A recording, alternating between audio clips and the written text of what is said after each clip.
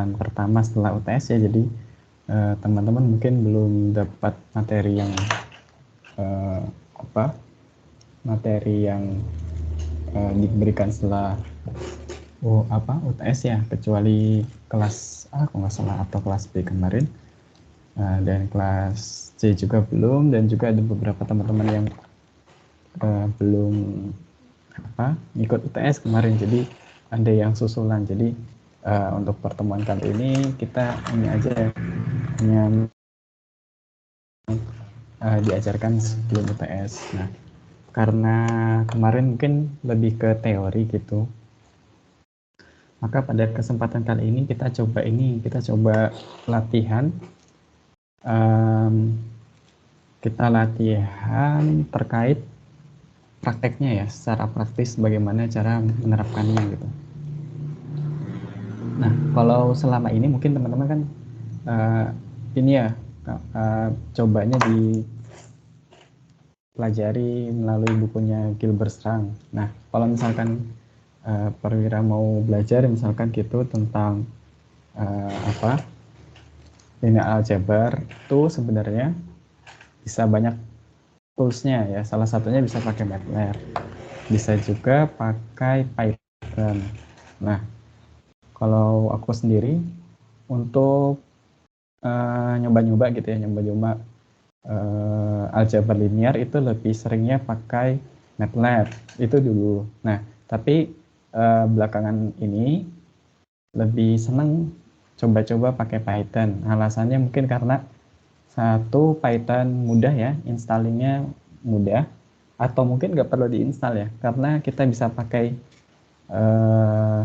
Google Colab ya, itu ada namanya Jupyter Notebook. Nah, di Jupyter Notebook itu kita bisa cobain membuat program terkait aljabar linear ya. Nah, terus lebih mudah sih, cenderung lebih mudah. Nah, kalau di bukunya Gilbert Strang kan memang nggak ada tutorialnya ya, nggak ada tutorial yang menggunakan aljabar linear, kecuali beberapa kode saja yang dikasih di bukunya. Itu pun di sana dia pakainya MATLAB. Nah, di sini aku coba share terkait buku. Ini bagus banget bukunya. Jadi dia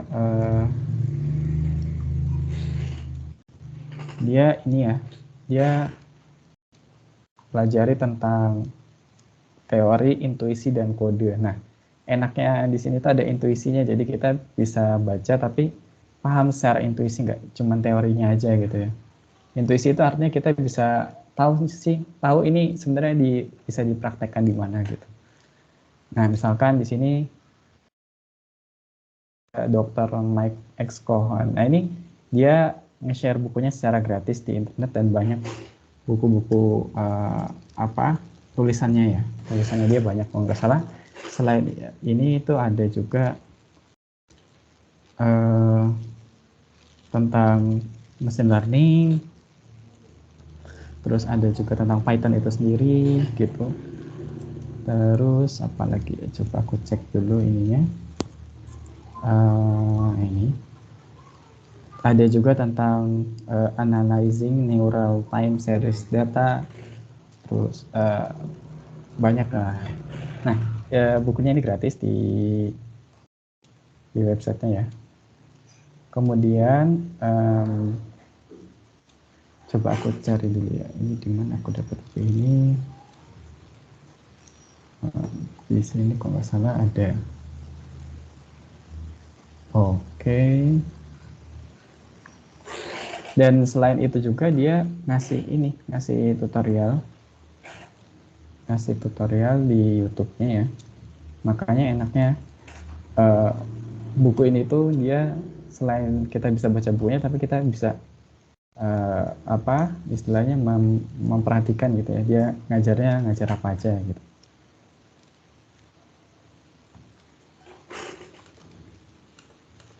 Coba ini Max X Cohen ya ini. Oke, di GitHub ada code-nya, jadi dia nyimpan code-nya itu juga yang ada di buku ini ya, di GitHub-nya ya. Kemudian aku kok nggak nemu yang versi gratis ya, kemarin sebenarnya ada. Nah, di sini ada klik here, ada juga full course-nya ya. Itu di YouTube-nya. Nanti mungkin bisa cari ini ya, cari googling sendiri di YouTube. Nah, di sini enak ya, di sini ada materinya persis sama kayak sama kayak di Silberstrang, cuman dia pendekatannya menggunakan bahasa yang sederhana gitu. Misalkan ini dia bilang live evil gitu ya. Ini istilah dia sendiri yang buat gitu. Terus untuk kita coba lihat ini kalau di dalam kayak gimana. Misalkan kita coba lihat di sini ya. Nah, ini programmingnya belum masuk bro. Jadi di sini dia mencontohkan ada yang di Python, ada yang di MATLAB. Misalkan contoh kayak gini ya. Untuk misalkan ini untuk nilai skalar dia kalau nulis di Python dia tulis seperti ini, kalau di MATLAB seperti ini. Nah, ini latihannya. Makanya yang di sini enak berikan latihan gini untuk kita nyobain langsung. Terus ada juga gimana cara kita melakukan plotting gini ya di MATLAB atau di Python. Untuk plotting aku sendiri kayaknya lebih enak di Python karena grafisnya bagus gitu ya. Grafisnya bagus sehingga kalau misalkan nyoba-nyoba juga bisa lebih kelihatan gitu. Nah, kalau grafis kalau di Python itu kita pakainya untuk ini ya, modul matplotlib.python. Jadi ini nanti kita bisa nyobain di ini Jupyter Notebook gitu. Aku cobain po ya sekalian.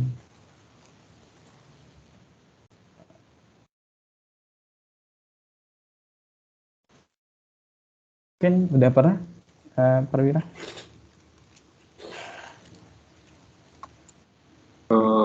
Belum. Belum ya. Ya ini kita coba aja ya.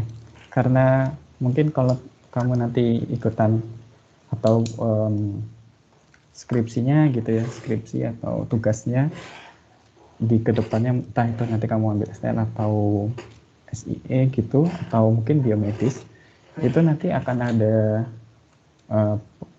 pasti ya ngoding gitu ya, ngoding dan mau nggak mau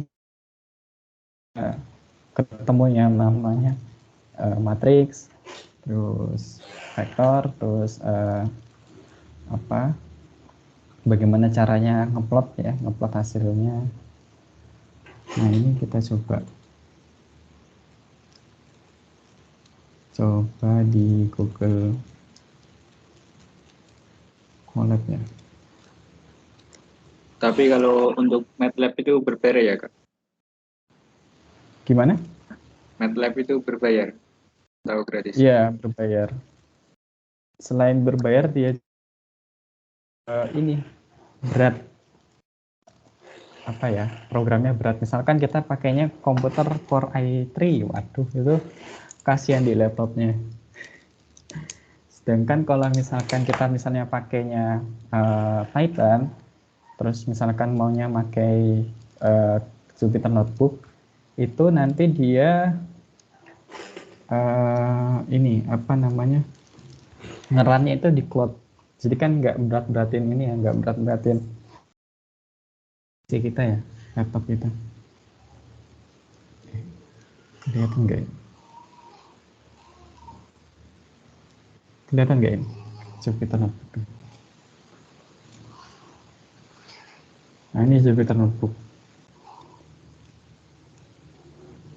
Coba.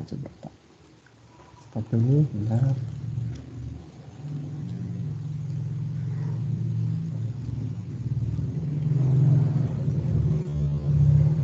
Sudah kelihatan ini Jupyter Notebook-nya?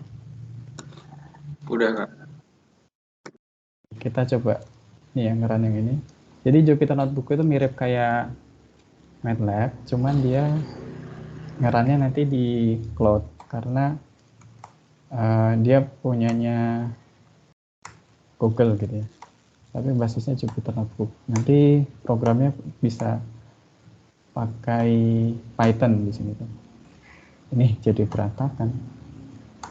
Ya, rapikan dulu ya. Di sini kita ada import NumPy SNP, itu maksudnya itu kita kayak manggil library gitu, library NumPy. Terus import matplotlib ya berarti kita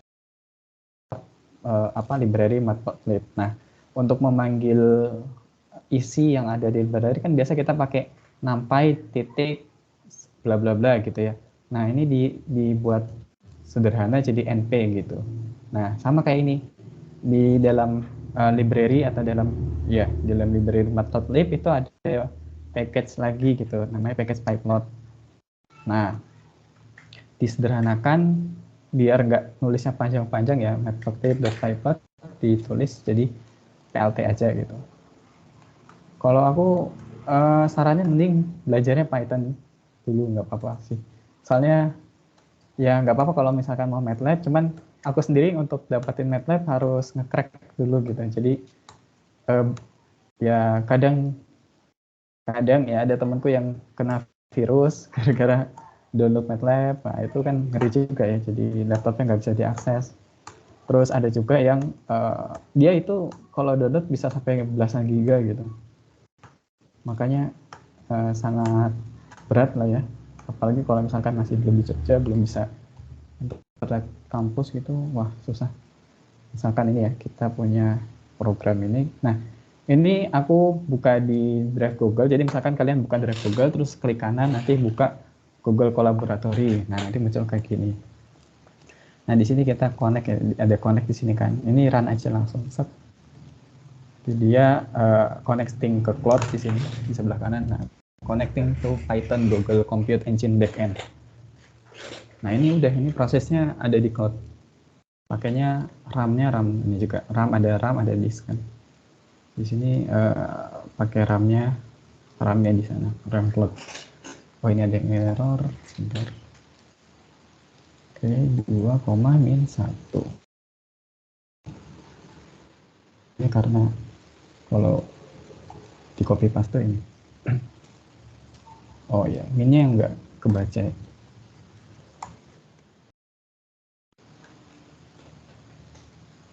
Nah, kayak gini. Ya, maksudnya apa ya? Jadi ini kan kita punya array ya, vektor. Vektor itu kan kalau di MATLAB kan kita tinggal tulis 2,1 ya. Tapi kan kalau misalkan di Python dia kan karena basisnya dari C, bahasa C ya, terus dikembangkan jadi bahasa Python, maka dia menganggap vektor matriks itu sebagai array. Di sini arraynya sama nih, vektor yang 2,1. Nah, teman-teman bisa lihat juga nih di sini ada variabel, terus nanti muncul di sini. Bentar, kok muncul ya? Belum muncul ya? Nah, kalau ini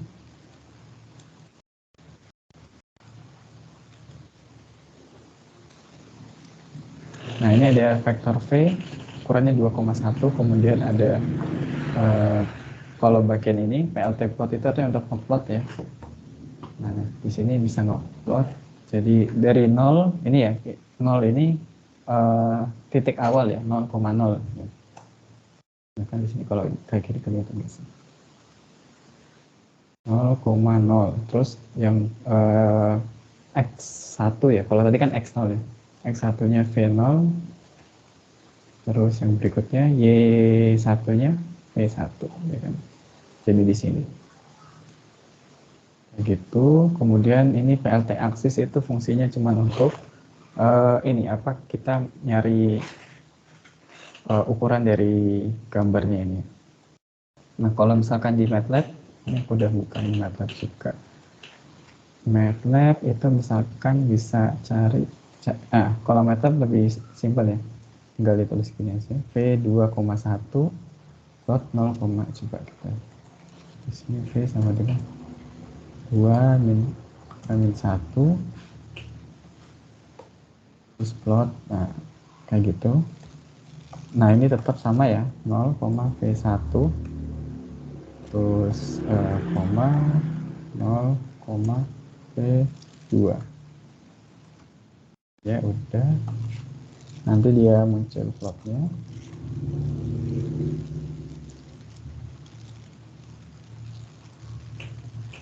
Kita tunggu dulu. Nah ini kalau MATLAB memang ini agak lama dia prosesnya. Nah MATLAB kayak gini, kemudian udah kelihatan ya. Terus aksisnya kita set tadi kan 3,3 ya, minus 3, 3, terus minus 3, 3. Nah, jadinya kayak gini, kurang lebih kayak gini ya. Coba ulang lagi. Kalau kita bandingkan sama ini, lebih bagusan yang di Python ya, lebih merepresentasikan dari ya gitu ya. Jadi bisa teman-teman bisa pakai di Python atau di MATLAB. Nah di sini ada beberapa program yang udah dibuatin, ada berapa? Ada banyak ya, ada Kramer, ada Jordan, ada Diagonalize, ada. Nanti mungkin dikirim ya programnya. Kemudian ini kita coba run aja lah ya. Ini kita coba satu-satu dulu aja, nanti kita lihat apa hasilnya. Nah ini materi-materi yang diajarin sebelum UTS. Kalau di MATLAB nanti kita pencet run ini. Nah di sini kita mencari Kramer ya, Kramer's rule. Jadi pertama ada matriks A random ya, kemudian ada matriks B juga di random. Jadi ada matriks A ukuran 3x3 ini kan, nah, kemudian matriks B. Nah kita nyari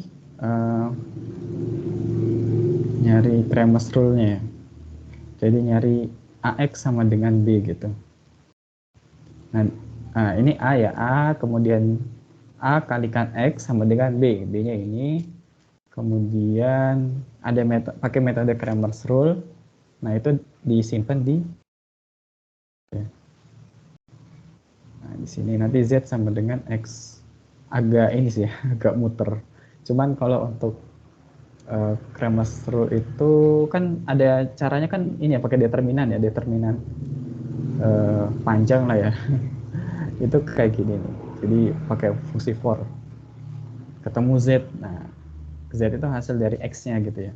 Tapi sebenarnya nggak usah ribet-ribet di MATLAB, tinggal nulisnya kayak gini, A slash ya, slash B ketemu nilai X gitu. Nah, ini syaratnya apa? Matriks A-nya itu harus invertible ya, harus punya inverse. Jadi kalau misalkan inverse A itu ada, nah ya kan? Kalau nggak ada nanti nggak bisa ini. Sintaks ini nggak bisa. Ya solusinya nanti bisa pakai pseudo inverse gitu. Jadi ada inverse A. Kalau misalkan ini kan matriksnya invertible ya, bisa di inverse ya. Nah ada juga P inverse A. Jadi pseudo inverse A itu biasa digunakan untuk matriks yang nggak bisa di inverse gitu. Tapi bisa juga dipakai untuk matriks yang bisa di inverse, hasilnya sama. Kalau untuk matriks yang bisa di inverse, nah kan hasilnya sama ya. Kemudian diagonalize berarti kan ya kita mendiagonalisasikan matriks ya. Kita bersihkan dulu. Oke, kita coba di sini A sama dengan random sama kayak tadi. Kemudian A itu maksudnya cari eigenvalue gitu ya. V-nya di sini dia eigenvector, D-nya itu nilai eigenvalue-nya. Kemudian diagonalization A sama dengan V kali D kali ini sama dengan ini ya. A sama dengan VDV pangkat minus 1. Ya artinya kita nyari inverse dari V tinggal diginiin ya. Inverse V kemudian A diagonal, artinya kita nyari diagonal A. Berarti kan nanti kita bisa nyari dengan cara ini ya, V kalikan D kalikan inverse dari V ya. Kemudian computing A pangkat K. Nah ini kalau misalkan kita pengen mangkatin apa namanya A-nya ya 4 kali gitu. Itu bisa, ini bisa ada dua cara. Kita bisa caranya kayak kita cukup mempangkatin si diagonalnya aja ya 4 kali. Nah di sini kita coba kita run apakah hasil A4 sama dengan A4 ya diagonal ya. Ini A4 apa sama dengan A4/dia. Oh iya sama ya. A4 sama dengan 6,3. Kita lihat ini ya, eigen vektor sama eigen value-nya. Ini matriks A nilainya segini. Kemudian ini eigen vektornya ya, ada 3 eigen vektor, ada 3 eigen value, 2, 0, minus 0. Oh ya, untuk MATLAB eigen vektornya itu dia dinormalisasi. Artinya apa? Dia dibuat panjangnya itu sama dengan 1 gitu ya. Jadi masing-masing kolom ini dibuat normalisasi, dinormalisasi. Kemudian untuk diagonalnya biasanya diurutkan ya dari yang terbesar ke yang terkecil. Jadi ini kan diagonal pertama itu untuk eigenvalue yang paling besar, kemudian yang kedua, yang ketiga ya. Jadi semakin kecil. Kemudian ini cari V inverse. Nah, yang penting kita pengen tahu nih, apakah A4 sama dengan A4 underscore diagonal ternyata sama ya. Oke, ini untuk mencari diagonalisasi ya. Ini kita bisa coba-coba seperti ini kalau di MATLAB. Kalau di Python ya mirip-mirip ya. Cuman nanti mungkin perlu sering-sering searching. Memang kalau misalkan kita belajar pemrograman itu ya tidak lepas dari namanya dokumentasi ya. Maksudnya dokumentasi di internet gitu. Bagaimana cara menuliskan vektor misalkan gitu. Atau enggak nanti tidak lepas dari namanya komunitas. Komunitas Python apa gitu ya. Biasa kan banyak yang nanya-nanya di Stack Overflow gitu ya. Nah itu sangat berguna untuk kita belajar. Ya jadi intinya kalau untuk pemrograman itu kuncinya di jam terbang. Jadi semakin banyak nyoba-nyoba ya nanti semakin kita semakin canggih gitu ya. Nah ini kita punya vektor A, matriks A. Untuk ini Jordan CF ya, Jordan CF. Ini kita bisa tulis seperti ini juga. 0, 1, 0, 0, kemudian seperti ini ya. Oke, biar rapih, aku rapiin dulu.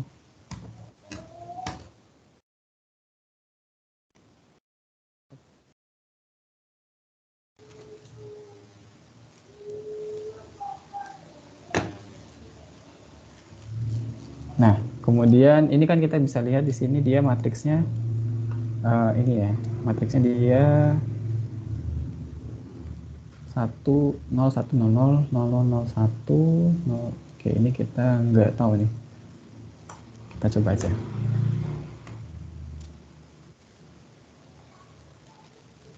Oh.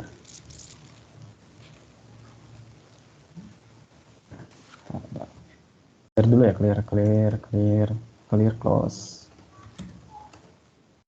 C itu untuk bersihin layar lah intinya. Kalau clear untuk bersihin ini variabel yang di sebelah kanan ini di workspace ini. Kemudian di ini ya kita ketemu ya matriks Jordan-nya ini segini, kemudian C-nya ini ya. Ini untuk cari Jordan formnya dari matriks A. Ya kurang lebih seperti itu ya. Jadi manggilnya Jordan A gitu. Kalau A sim A ini apa? A sim A. Kita coba.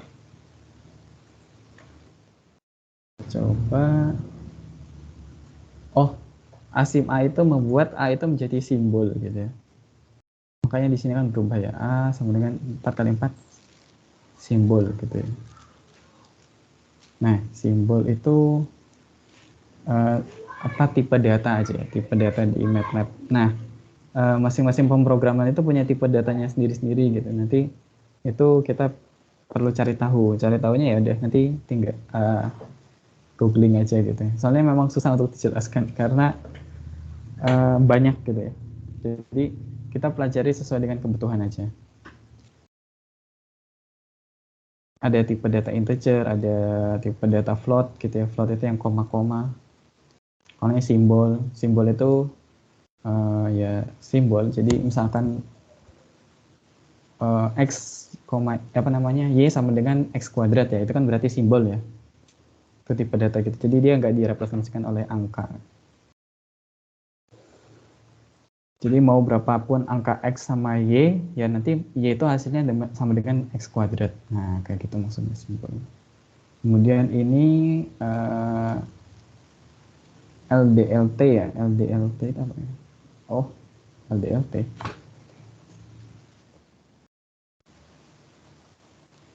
Nyari apa ini? Oh, matriks L kayaknya. Coba. LDLT. Oh, ini faktorisasi LDL ya. LDLT itu maksudnya LDL transpose ya. Ini kan ada apa namanya, faktorisasi LDL ya. Nah, seperti ini. Kita coba clear dulu, clear close all. Nah, di sini ada fungsi, fungsinya ini. Fungsi itu kayak kayak suatu apa ya? Kalau di matematika ya fungsi matematika kayak fx sama dengan x kuadrat plus bla bla bla bla. Nah, di di MATLAB juga sama, ada fungsi gitu. Di fungsi apa? Fungsi misalkan fungsi parabola gitu kan, atau enggak fungsi apa? Fungsi persamaan kuadrat gitu. Nah, di MATLAB juga sama. Di sini contohnya fungsi apa? Fungsi LDLT ya, kayak gitu. Kan kalau di matematika ada fx sama dengan x berapa gitu. Artinya kan si x ini kan ini ya, variabel yang independen ya. Jadi nanti nilai yang variabel yang kita masukin ke fungsi itu. Nah, kalau di sini di, yang dimasukin itu nilainya ya A. Nah, outputnya apa? Outputnya L sama D. Jadi kan kalau di matematika kan biasa Y ya. Outputnya Y sama dengan berapa, sama dengan X berapa gitu ya. X kuadrat plus 5X plus 4 misalkan kayak gitu untuk parabola. Ya kayak gitu. Jadi outputnya ingat kalau di fungsi itu ada input. Inputnya di sini A, outputnya ini ya. L dan D. Terus ini kita, oke, abaikan dulu ini fungsinya apa, gimana cara bacanya. Kita cukup tahu bahwa ini fungsi untuk mencari LDL, faktorisasi LDLT. Di sini kita, nah, di sini kita punya L, kemudian kita punya D, dan kita punya L transpose. Oke, ini kenapa nggak dipanggil? Tadi kayaknya nggak bisa dirun deh. Dia dipanggil di suatu tempat.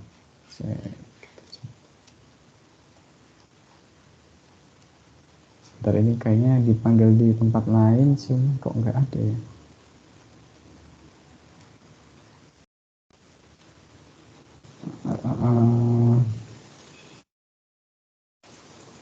Oke, kita nggak ketemu ya. Ini gini aja. Dan kalau di run ini kan fungsi ya, kalau fungsi itu nggak bisa. Itu kan tidak bisa. Kita coba buat di sini kita buat A sama dengan random 3 gini kan. Nah, kita udah punya ini, kita pengen ini ini di faktorisasi pakai DLT ya. Berarti nanti L, D sama dengan LDLT A. Nah, ketemu. Ini L-nya ketemu ya. L-nya ini ya. L-nya 1 terus ini 237726. Nah, ini D-nya ini. Ya, ini kalau di transpose sih, kalau ini nilai transposnya ya. Nilai transpose, terus ini kalau D sama sih ya D. Kalau ini oke. Jadi hasilnya ini hasil output dari LDLT ya. Ini kayaknya biar nggak berantakan, kita kasih ini aja biar dia nggak muncul-muncul. Ulangin lagi. Akan A sama dengan random 3 gini, kemudian L, D sama dengan LDLT A. Nah, ini ya hasilnya untuk mencari faktorisasi LDLT ya. Udah gini aja. Nanti kalau misalkan penasaran gimana caranya, nanti baru baca ini ya, programnya. Jadi dicari tahu gimana algoritmanya, prosesnya. Cuman untuk saat ini mungkin ini aja. Yang penting kita tahu outputnya seperti apa dari fungsi ini. Jadi ada input, outputnya seperti ini. Dia membuat faktorisasi LDL. Nanti kalau LDLT berarti tinggal L transpose ya. Mana L trans? Kok nggak ada? LTR deh. LTR. Oh nggak ada karena dia di dalam fungsi ya. Oke, kita coba ulangi lagi. Ya, LTR-nya ini, L-nya ini, D-nya ini ya. Nanti kalau L transpose tinggal diginiin aja. Kan L-nya ini, L transpose berarti L aksen gitu. Pakai gitu. Oke, gitu doang. Kemudian LO decomposition ya sama ya. Ini gampang banget malahan.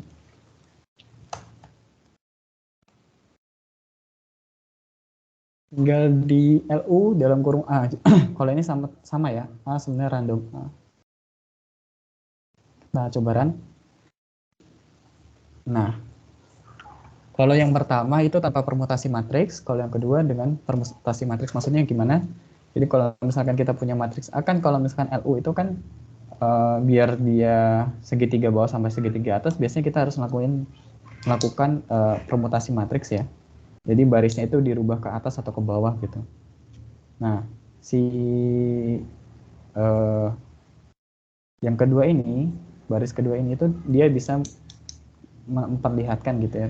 Si matriks A ini sebenarnya ada yang dirubah nggak si barisnya? Oh ternyata di sini ada ya, ada yang dirubah. Baris kedua ke baris ke apa, gimana cara baca? Kok lupa ya. Ini nanti jadinya permutasi ya, jadi ini menunjukkan posisi ya. Kemudian aku agak lupa ya, ini gimana cara baca. Kalau misalkan lupa nanti bisa nyari di help terus LU gitu. Jadi dia muncul. Nah, ini dokumentasinya. LUP, LU ini kita mendapatkan lower triangular matrix L, kemudian upper triangular matrix EU, dan permutasi matrix P, di mana P, oh ya, P kali A sama dengan L kali U. Jadi biar dia bisa diagonal gitu kan, maka si A-nya itu yang ditukar barisnya. P itu persamaannya kayak gini ya, P palu dah, palu, PA sama dengan L. Oke, seperti itu. Jadi untuk kalau yang baris kedua ini untuk mencari persamaan PA sama dengan LU ya. Kemudian selanjutnya ini masih ada banyak ya. Ini untuk positif definite ya. Kita coba cari. Nah, ini kalau misalkan kita punya matriks A seperti ini, kita cari apakah dia positif definite gitu ya. Maka di sini ada jawabannya. Matriks is positif definite, udah gitu aja. Ini programnya. Nah, kalau misalkan beneran bisa dicari tahu ya kenapa bisa seperti ini. Kalau di sini syaratnya adalah is post def sama dengan al determinan ul sama lebih besar dari 0 dan al diagonal lebih besar. Jadi kalau kita tahu ya positif definite itu kan harus diagonalnya lebih besar dari 0 dan determinannya harus lebih besar dari 0. Nah, kayak gitu sih.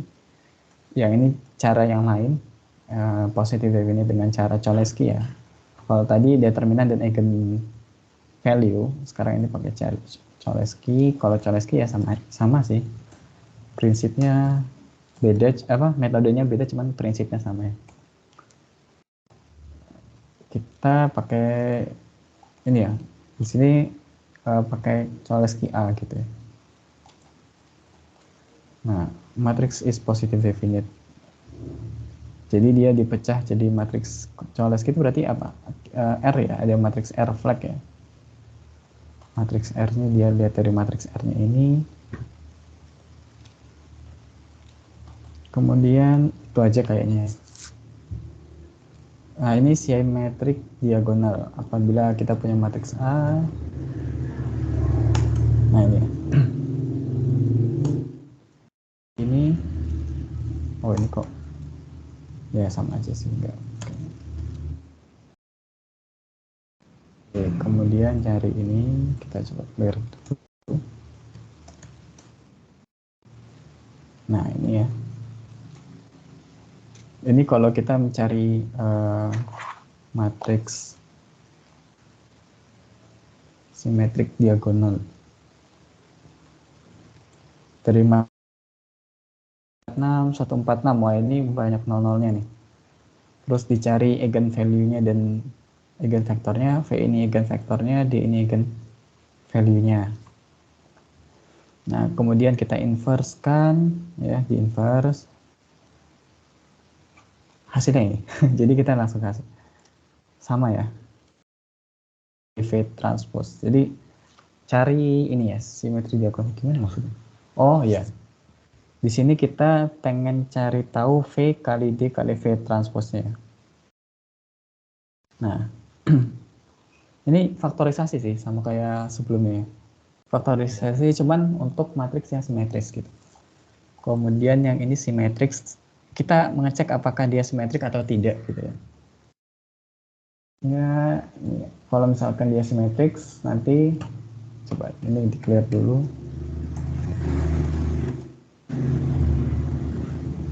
Nah ini,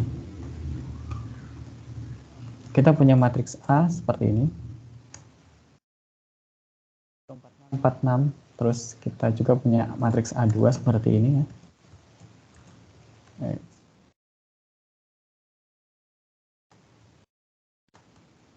Apakah dia simetris?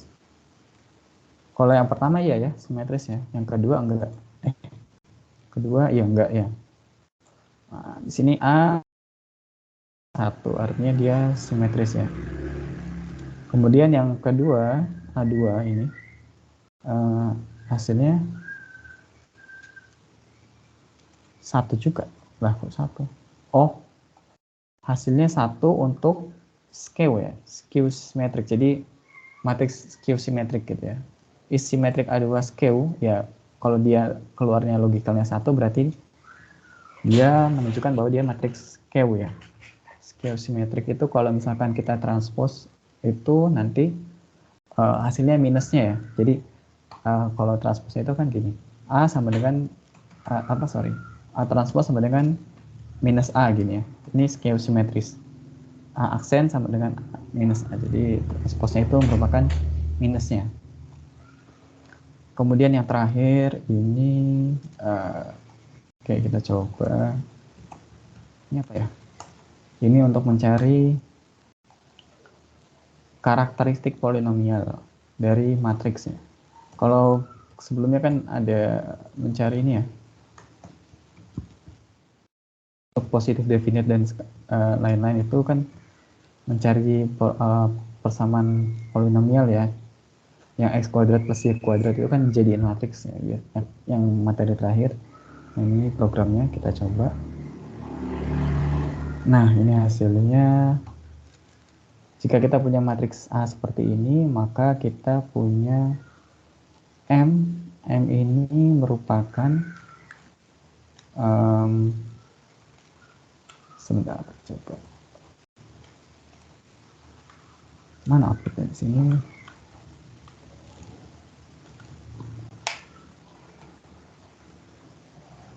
Ini apa ya? Sebentar, aku kok bingung. Oh, P sama dengan poli A. Nah, 1 minus 2 ini 1 manual eigenvalue. Di sini kita mencari, kita punya matriks A, kemudian kita mencari eigenvalue-nya, kita bisa menggunakan ini ya, poli A. Artinya si matriks A ini dibuat ke persamaan polinomial. Nah, keluarlah di sini masing-masing konstantanya, koefisiennya ya. Koefisien dari polinomial. Jadi kalau polinomial kan biasa x kuadrat, terus AX kuadrat plus BX plus C kayak gitu ya. Itu kan persamaan polinomial. Nah, di sini itu nilai koefisiennya ya. Jadi A, B, C-nya kayak gitu. Karena dia di sini koefisiennya seperti ini, kemudian kita mencari eigenvalue-nya dengan cara mencari akar-akarnya kan. Jadi misalkan ini persamaan polinomial, jadi kalau misalkan kita lihat ya cara bacanya gimana.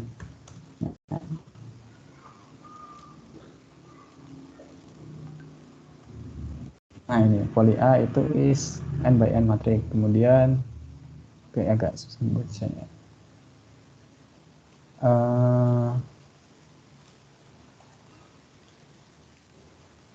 Agak banyak sih ini paling. Kayaknya nggak usah. Pokoknya ini koefisiennya, koefisien dari persamaan polinomial. Kemudian dicari dari koefisiennya ini kita bisa mencari akar-akarnya. Nah, akar-akarnya itu merupakan eigenvalue-nya. Jadi gitu kan. Nah, apakah sama gitu ya? Apakah sama dengan kita mencari langsung eigenvalue dari matriks A gitu ya? Ternyata di sini ketika kita menggunakan persamaan polinomial, kita punya persamaan polinomial. Kemudian kita mencari akar-akarnya, ketemunya ini ya. Ketemunya ini. Min 1, 2, 1. Ternyata akar-akarnya itu sama dengan ketika kita mencari eigenvalue-nya aja gitu ya. Mana eigenvalue-nya? Nah, gini. D sama dengan 1, 0, 0, 0, 2, 0, 0, 0, 1. Sama ya? Kayak gitu. Terus untuk nilai X-nya sendiri itu merupakan nilai null space-nya di sini ya. Ini merupakan eigenvektor dari di sini ada. Punya di sini intinya ini sih. Ternyata untuk polinomial akar-akarnya itu sama dengan eigenvalue dari A. Oke, mungkin itu. Mungkin ada pertanyaan? Belum ada. Oh iya.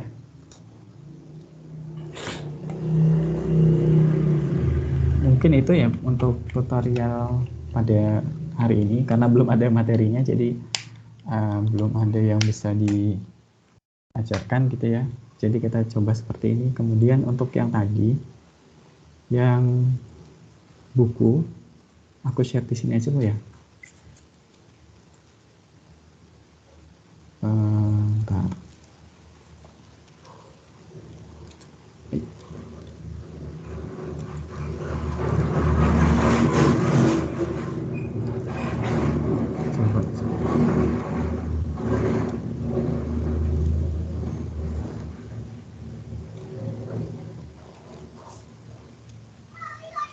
Jadi ini aku share link-linknya ya.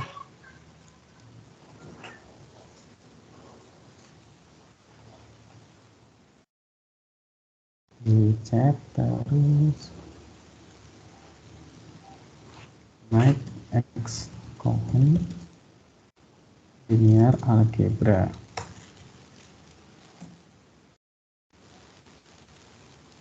Oh, ini kok berbayar? Nah, ada yang nggak berbayar, itu di mana?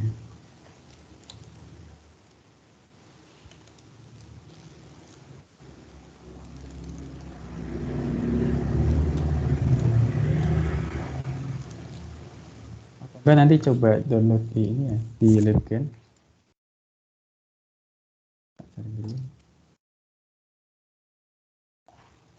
Terakhir itu kalau nggak salah nggak berbayar.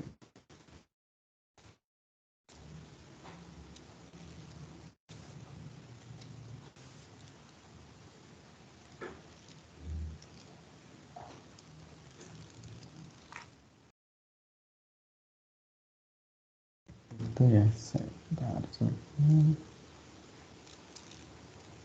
Nah ini dia.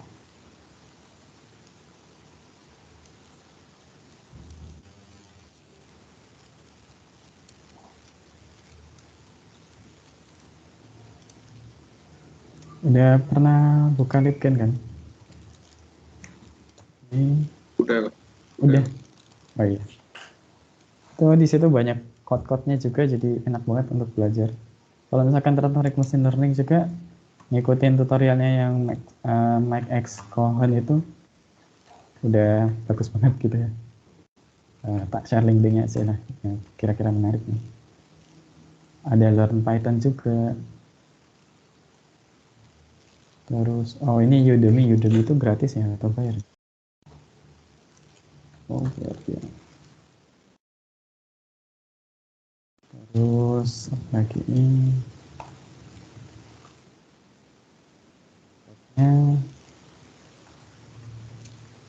ya itu mungkin ya. Satu lagi lah. Ini sama ini. Jadi kamu bisa mulai belajar gitu ya, belajar entah itu MATLAB atau Python sesuai dengan selera ya istilahnya. Nanti dikembangkan kira-kira ketika mulai ada proyek gitu ya, nanti lebih enaknya mana. Karena sekarang Python itu kan nomor 1 ya di dunia. Jadi bahasa pemrograman paling sering digunakan di dunia ini. Kalau untuk MATLAB sendiri udah turun nomor 8 kalau nggak salah. Bahasa programming language 2022 IEEE. Top programming language-nya ini untuk 2021.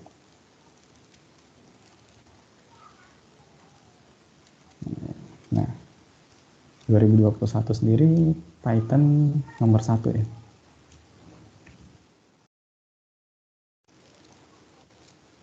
Python nomor 1 di sini nomor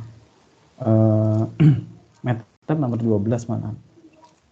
Nomor 12 dan dia cuman bisa di PC. Kalau Python bisa di PC, bisa di internet, apa namanya, website gitu ya. Bisa juga di gambar di chip gitu. Nomor 1 Python, nomor 2 Java, nomor 3 C, nomor 4 C++.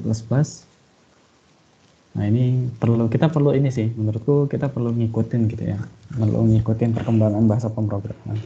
Karena kan ya kita kan hidup di ini ya, di dunia yang memang sangat bersinggungan sama perkembangan teknologi.